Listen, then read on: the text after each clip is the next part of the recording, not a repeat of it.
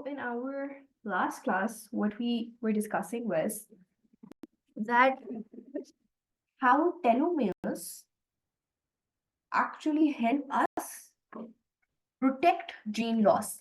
तो telomeres basically क्या होती हैं? Let's quickly have an overview. ये मेरा एक क्रोमोसोम है, ठीक है?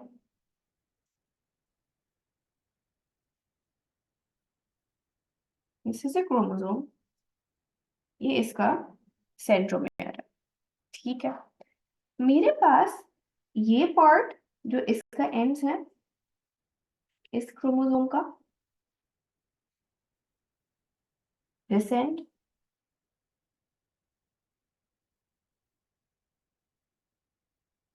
the end over here. ये क्या होता है? ये बेसिकली ये मेरे पास एक डीएनए मॉलिक्यूल है, डीएनए स्ट्रैंड है, ये एक डीएनए स्ट्रैंड है। हर डीएनए स्ट्रैंड के एंड्स पर बेसिकली हमारे पास नॉन कोडिंग न्यूक्लियोटाइड्स होते हैं। इन नॉन कोडिंग न्यूक्लियोटाइड्स का बेसिकली फंक्शन क्या होता है? बाकी तो हमारे पास पूरे क्रोमोसोम पे डिफरेंट जीन्स होंगी। ये फॉर एग्जाम्पल अगर हेयर कलर की जीन है तो ये स्किन कलर की होगी, ये हमारे पास किसी और चीज की जीन होगी। सो उसी तरह से हमारे पास बेसिकली होता क्या है कि जीन्स तो हमारे पास हमारा सारे जेनेटिक इंफॉर्मेशन रखती है and we can not lose upon our genes. The problem is कि हमारे पास जब भी डीएनए रेप्लिकेशन होती है, डीएनए रेप्लिकेशन कब होती है? DNA replication occurs during the S phase. What happens during the S phase is कि हमारे पास पहले खाली ये सिंगल एक चीज एग्जिस्ट कर रही होगी, फिर इसने अपनी एक जेनेटिक कॉपी ये बना ली। क्यों बना ली? We have studied in great detail in mitosis कि हमें अपना क्रोमोसोमल नंबर प्रिजर्व करना होता है। तो अगर एक सेल में 46 क्रोमोसोम्स है और वो डिवाइड होगा तो वो 23 और 23 पास डाउन करेगा, राइट? हमें माइटोसिस में अपना जो क्रोमोसोमल नंबर है उसको हाफ नहीं करना, हमें उसको प्रिजर्व करना है। तो उसको अगर हमें प्रिजर्व करना है, हम चाहते हैं कि यहाँ पे जो सेल बने मेरे पास डॉटर सेल उसमें 46 हो और जो दूसरा डॉटर सेल है उसमें भी 46 हो। So what I want to do is I want to ensure कि मेरे पास यहाँ पर 92 क्रोमोसोम्स होने चाहिए, 92 डीएनए स्ट्रैंड्स होने चाहिए, तभी मेरे पास 46 मेरा क्रोमोसोमल नंबर जो ओरिजिनल है वो क्या होगा? वो मेरे पास 92 डीएनए स्ट्रैंड्स होंगे। तो उनमें से 46 यहाँ जाएंगे in the form of chromosomes, 46 यहाँ जाएंगे in the form of chromosomes. फिर जब डीएनए रेप्लिकेशन होती है तो हमारे पास तभी 46 क्रोमोसोमल नंबर प्रिजर्व्ड होता है। Maharaj, you were in that class when we studied DNA replication. Can you tell me कि अगर मेरे पास number of DNA molecules multiply हो रहा है by 2, so why is not my chromosomal number changing to 92?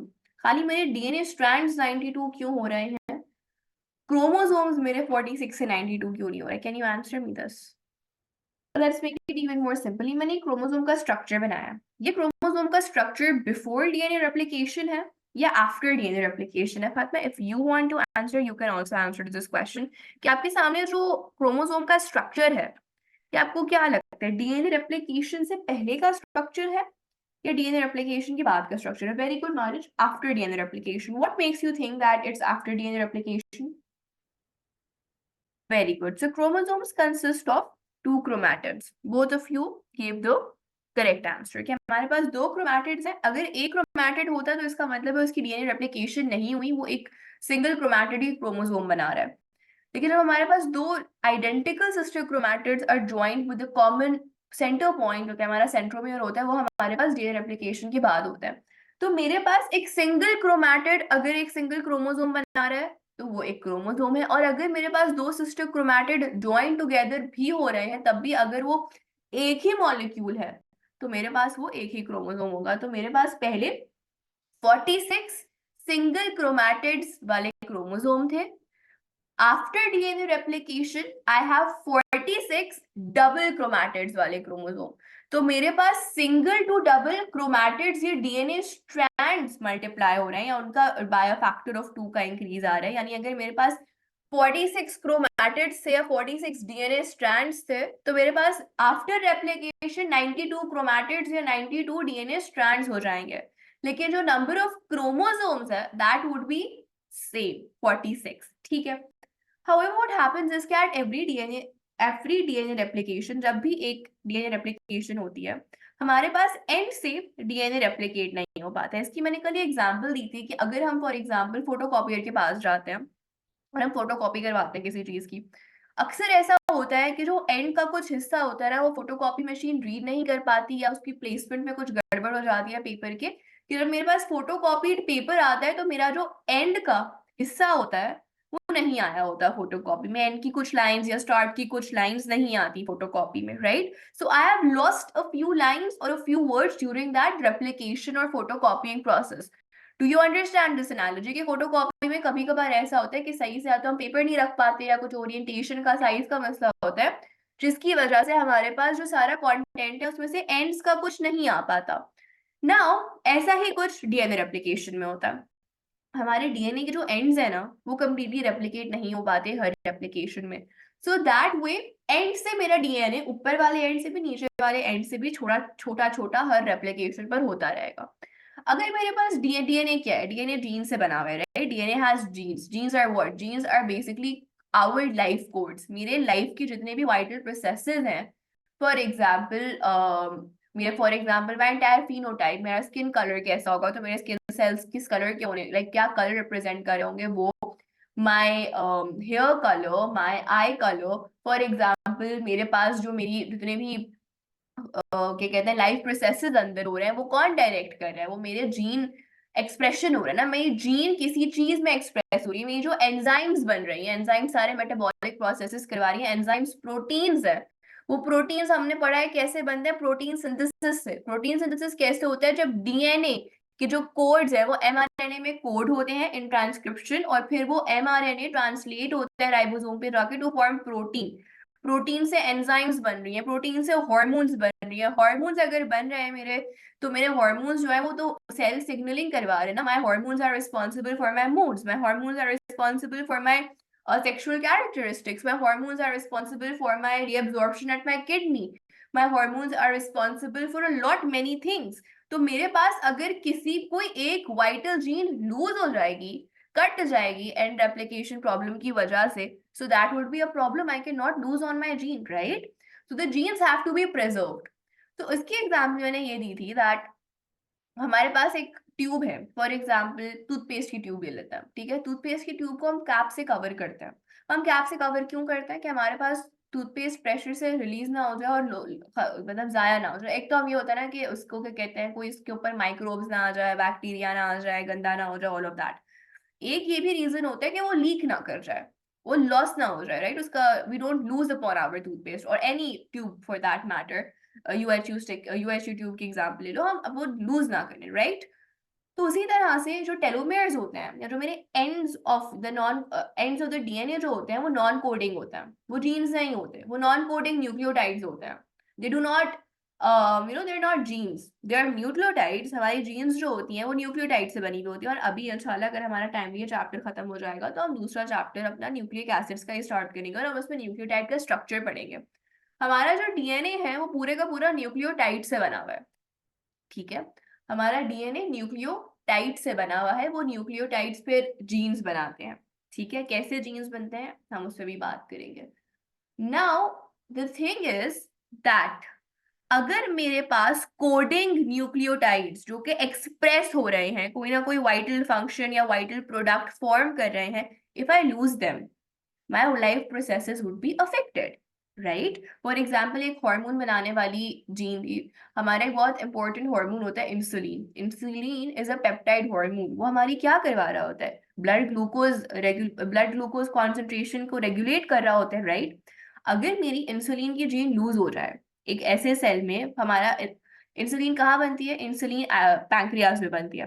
Pancreatic cell में मेरे पास DNA replication हो रही है, पैंक्रिया के सेल ने डीएनए रेप्लिकेशन के दौरान इंसुलिन की जीन अगर लूज कर दी, तो क्या मेरे पैंक्रियास इंसुलिन बना पाएंगे? What do you guys think?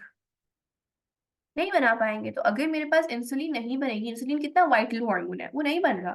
So we do not diabetes, या तो बेसिकली हमारे पास अगर एक हार्मोन जिसकी जो भी रोल है वो अगर फॉर एग्जाम्पल, हाँ, अगर किडनी में मेरी इंसुलिन वाली जीन, किडनी के सेल ने इंसुलिन की जीन खो दी तो कोई मसला नहीं है। क्यों? क्योंकि किडनी के सेल्स इंसुलिन प्रोड्यूस नहीं कर रहे। पैंक्रियाटिक सेल ने अगर इंसुलिन जीन खो दी तो पैंक्रियाटिक सेल पे अफेक्ट पड़ेगा। क्यों? क्योंकि वहां पर हमारी हर जीन हर सेल में एक्सप्रेस नहीं होती। मेरे सारे सेल्स का जो जेनेटिक मेकअप है, जेनेटिक इंफॉर्मेशन है, वो सेम है।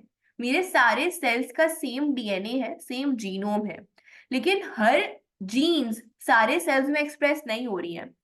स्पेशलाइज्ड सेल में एक जीन एक्सप्रेस होगी। फॉर एग्जांपल, इंसुलिन अगर पैंक्रियास प्रोड्यूस कर रहे हैं तो पैंक्रियाटिक सेल में इंसुलिन जीन एक्सप्रेस करेगी, ब्रेन के सेल में एक्सप्रेस नहीं करेगी।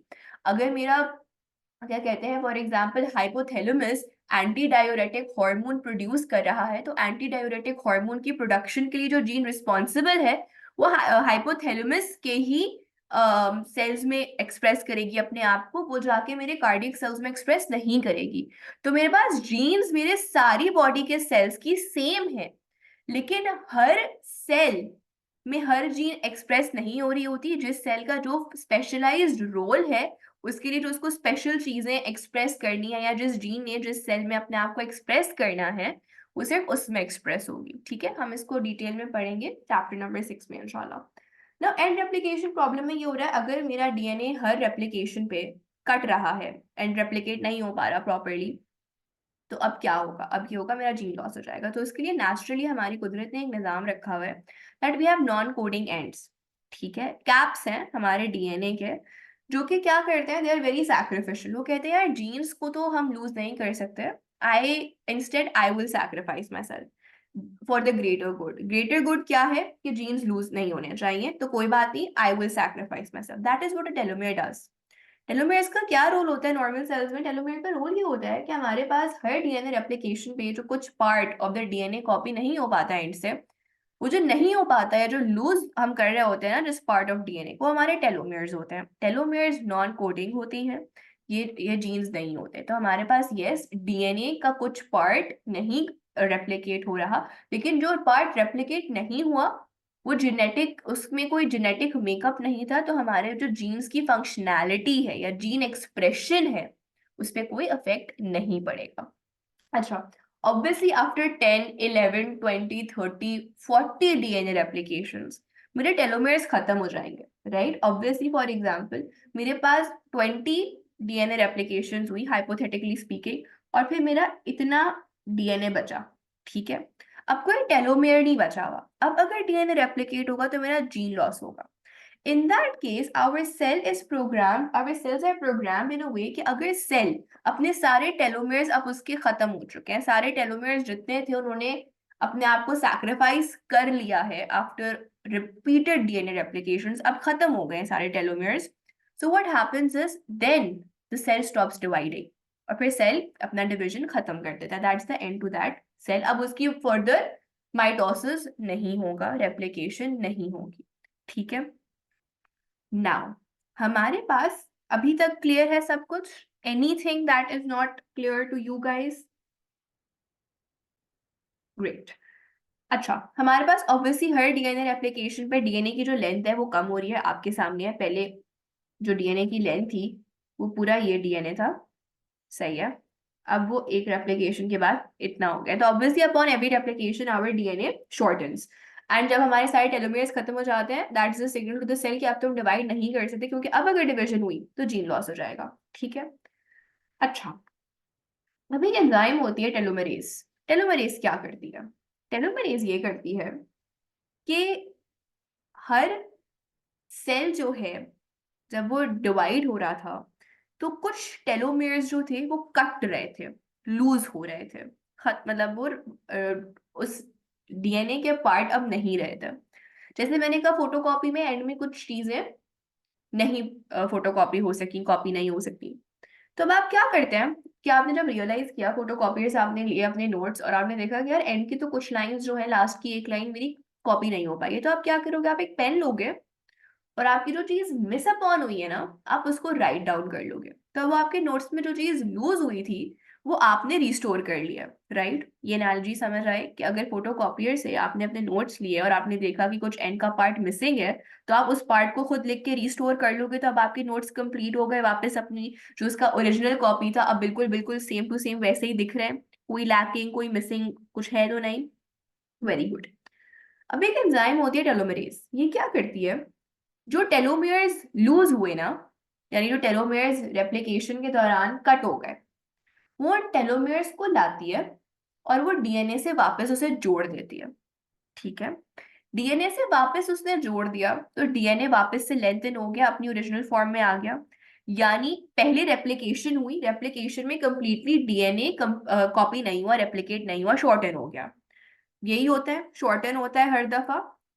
अब जब शॉर्टन हुआ तो अगर एक एंजाइम टेलोमेरेज प्रेजेंट होगी, अगर एक्टिवेटेड फॉर्म में प्रेजेंट होगी, तो वो क्या करेगी, वो टेलोमेरेज को वापस से ला कर रेप्लिकेशन के बाद स्टिक कर देगी, ग्लू का काम करेगी कि यार तुम लोग टूट गए हो, कट गए हो, आओ मैं तुम्हें पेस्ट कर दूं डीएनए पे, तो वापस से लेंथन हो गया हमारा डीएनए, रेप्लिकेशन कंप्लीट हुई। टेलोमेरेज ने देखा कि यार ये डीएनए का तो साइज छोटा हो गया, जो उसने चीजें खोई हैं लाओ मैं उसको जोड़ देती हूँ, ये टेलोमेरेज का काम होता है।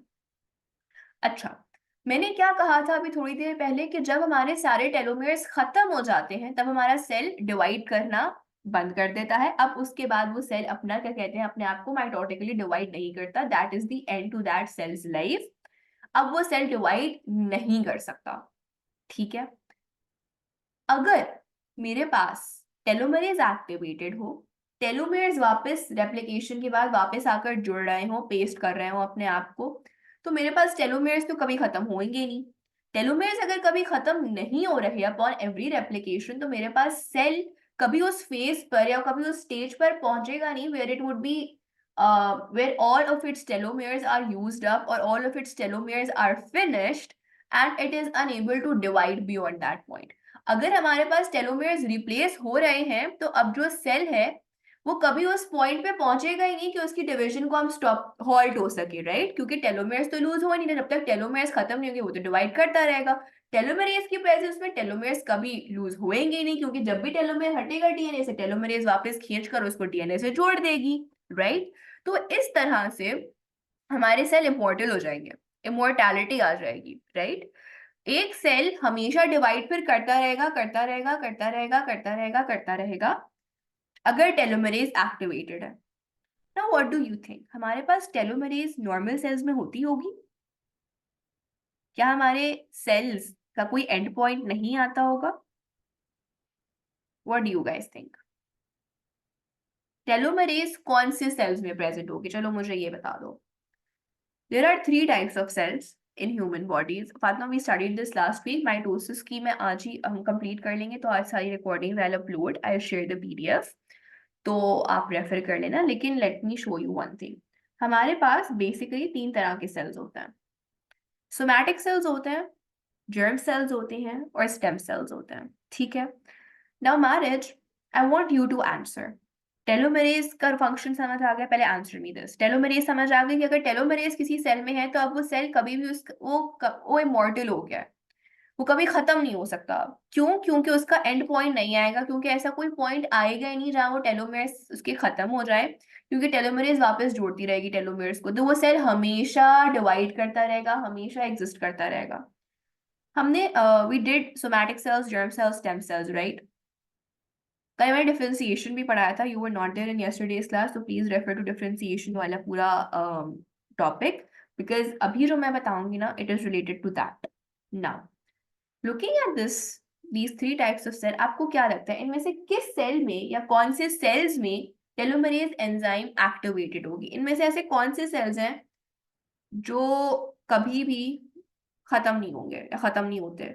नॉर्मल कंडीशंस में टेलोमेरेज इनमें से कौन से सेल्स में आपके हिसाब से हो सकती है? It you can give me a right answer, you can give me a wrong answer, no issues, but think and tell me telomerase इनमें से कौन सी सेल्स में होनी चाहिए। एक ऐसा सेल जो कभी हमेशा एग्जिस्ट करे, ऐसा कौन सा सेल होना चाहिए जो हमेशा एग्जिस्ट कर रहा है, करना चाहिए जैसे idealistically speaking in our body? अच्छा, okay, you said somatic cells. Fatima said stem cells. Okay, हम दोनों के पॉइंट ऑफ व्यू से बात करते हैं। I ask you guys questions, I want you to participate and let me know कि आपका इस पे क्या ओपिनियन है। सोमैटिक सेल्स हमारे पास जर्म सेल्स और स्टेम सेल्स के अलावा सारे होते हैं। अभी मैं पहले माइज के पार्ट को एड्रेस करती हूँ, फिर फातिमा हम आपके बीट को डिस्कस करते हैं। सोमैटिक सेल्स क्या होते हैं? सोमैटिक सेल्स जर्म सेल्स और स्टेम सेल्स के अलावा सारे सेल्स होते हैं। मेजॉरिटी सेल्स जो हमारे पास होते हैं वो सोमैटिक सेल होते हैं। स्किन, जो हमारे पास एपिडर्मल सेल्स हैं, वो हमारे पास सोमैटिक सेल्स होते हैं, राइट।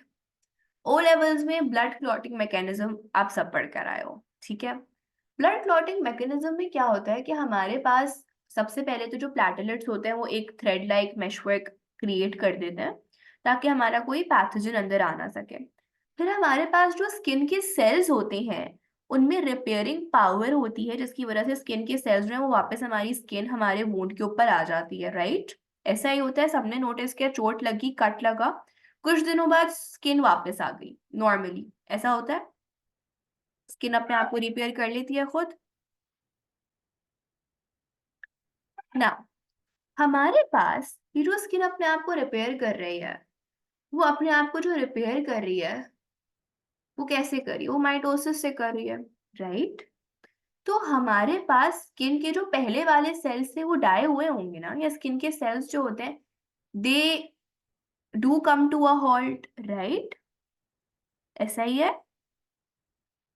तो हमारे पास बेसिकली सोमैटिक सेल्स जो हो गए या जर्म सेल्स जो हो गए, इनमें हमारे पास बेसिकली सेल की एक लाइफ होती है। जब उनकी सेल की लाइफ खत्म हो जाती है, then what happens is they are replaced by new cells. जैसे हमने उस दिन बात की थी उसकी क्या कहते हैं, हमने ब्लड सेल्स की बात की थी कि वो रिप्लेस होते हैं।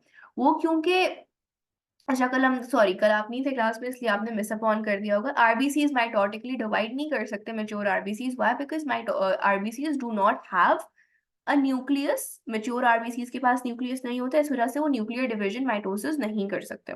इसीलिए stem cells divide and differentiate होकर आरबीसीज को प्रोड्यूस कर रहा होता है। हमारे पास नॉर्मल कंडीशंस में, एज फातिमा सेड, खाली स्टेम सेल्स में टेलोमेरेज एंजाइम एक्टिवेटेड होती है। ऐसा क्यों है? मैं पूरा डिफरेंशिएशन का प्रोसेस नहीं समझाऊंगी, वो मैंने लास्ट क्लास में समझाया था, आप प्लीज गो ओवर दैट। ये मेरे पास एक स्टेम सेल है। एक स्टेम सेल वो सेल होता है जो अपने आप को किसी भी डिफरेंशिएट करके किसी नई चीज में, नए स्पेशलाइज्ड रोल में कन्वर्ट कर सकता है। स्टेम सेल है मेरे पास, सबसे पहले वो डिवाइड करेगा, वो दो डॉटर सेल्स बनाएगा थ्रू माइटोसिस, ठीक है। एक डॉटर सेल डिफरेंशिएट यानी स्पेशलाइज्ड सेल बन जाएगी, फॉर एग्जांपल मसल सेल बन गई, फॉर एग्जांपल आरबीसी बन गई, for example any blood cell बन गई। और एक जो डॉटर सेल है वो स्टेम सेल को रिप्लेस कर देगा ताकि ये साइकिल कंटिन्यूड रहे, ठीक है। तो स्टेम सेल्स अगर हर रेप्लिकेट करते करते करते करते माइटोसिस करते करते करते अगर इनके टेलोमेयर्स खत्म हो जाएं, तो फिर तो ये एक पॉइंट ऐसा आएगा हमारी बॉडी में जब जो स्टेम सेल्स होंगे वो अब फर्दर डिवाइड नहीं कर पाएंगे। तो अगर स्टेम सेल्स डिवाइड नहीं कर पाएंगे तो डिवाइड होना पहले जरूरी है, फिर ये तो डिफरेंशिएट करेंगे। तो जो रोल ऑफ स्टेम सेल है वो पूरा हो ही नहीं पाएगा। क्यों? क्योंकि स्टेम सेल्स को अपने डिफरेंशिएशन का रोल परफॉर्म करने के लिए पहले माइटोसिस या डिवाइड होना जरूरी है। तो इसीलिए we have to ensure that the stem cells, their DNA is restored, their telomeres are restored, इनके टेलोमेयर्स कभी खत्म ना हो। क्योंकि अगर इनके टेलोमेयर्स फॉर एग्जांपल हमारे 5 years में, 5 years from the first day of life till the 5th year of life, अगर 5 सालों में सेल डिवीजन होता गया होता गया होता गया स्टेम सेल्स में, और 5 सालों में सारे टेलोमेयर्स खत्म हो गए, अब क्या बाकी की लाइफ में क्या होगा? सो इस वजह से we have in normal conditions naturally stem cells are the only cells जिनमें टेलोमेरेज एंजाइम प्रेजेंट होती है ताकि ये अपना फंक्शन बखूबी तौर पे परफॉर्म कर सके। Is this clear to the two of you? Any questions about it? ना, दूसरे कौन से सेल्स होते हैं जिनमें हम, अच्छा ये एक वो भी है ग्राफ कि length of telomeres, length of telomeres कर लो, नंबर ऑफ टेलोमेयर्स कर लो। हमारे पास upon every DNA replication, somatic cells हो गए, जर्म सेल्स हो गए, नॉर्मल सेल्स हो गए, इन सेल्स में upon every DNA replication number of telomeres या लेंथ ऑफ टेलोमेयर्स कम होगी। हमारे पास कितनी ही डीएनए रेप्लिकेशंस, कितने ही माइटोसिस आप करवा लो स्टेम सेल में, the length of the DNA, sorry, the length of the DNA or the length of the telomere is constant. Why? Because of the role of telomerase. Is this concept clear to the two of you?